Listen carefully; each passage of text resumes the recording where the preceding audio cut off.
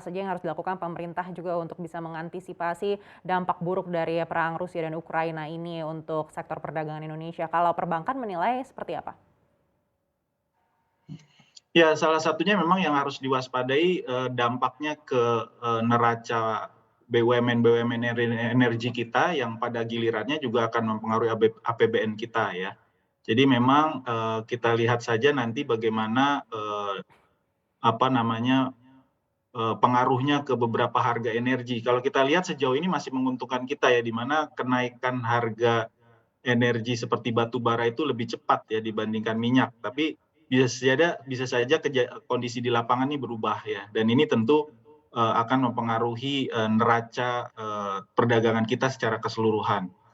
Eee, tentu saja nanti kita harus antisipasi juga dampaknya ke BUMN-BUMN energi, kalaupun perlu dilakukan suntikan modal mungkin perlu dilakukan ya, karena memang harga energi yang sudah sedemikian tinggi, dan mungkin untuk beberapa produk juga kan pemerintah sudah menaikkan harga ya, untuk misalnya gas dan juga untuk, apa namanya, eee, BBM non subsidi ya, dan ini tentu harus kita lihat juga nanti bagaimana pengaruhnya ke inflasi. Ya, jadi memang tidak bisa semua barang disubsidi ya, kita tahu, anggaran kita juga terbatas ya, jadi memang harus dibuat betul bagaimana, untuk beberapa produk, sejauh ini kita lihat seperti beras, ini relatif stabil dan ini tentunya, menggembirakan ya, karena memang, konsumsi masyarakat juga kan sangat besar ya, untuk beras ya dibandingkan gandum. Tapi memang gandum juga masyarakat perkotaan kita kan juga makin besar ya, dan kebutuhan akan gandum juga meningkat, dan ini juga harus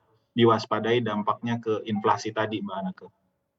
Baik, kita beralih ke Pak Hiwan. Pak Hiwan, tadi Pak David mengatakan suntikan modal untuk bidang energi, begitu. Anda lihat tepat, apakah itu merupakan langkah antisipasi yang bisa dilakukan pemerintah Indonesia?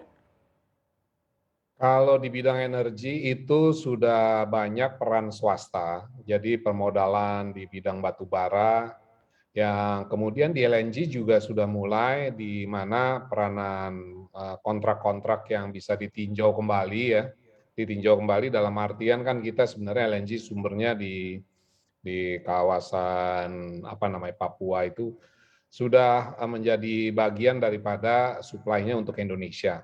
Jadi kita mesti mengantisipasi pendekatan-pendekatannya untuk kepentingan domestik untuk menjaga inflasi ini penting.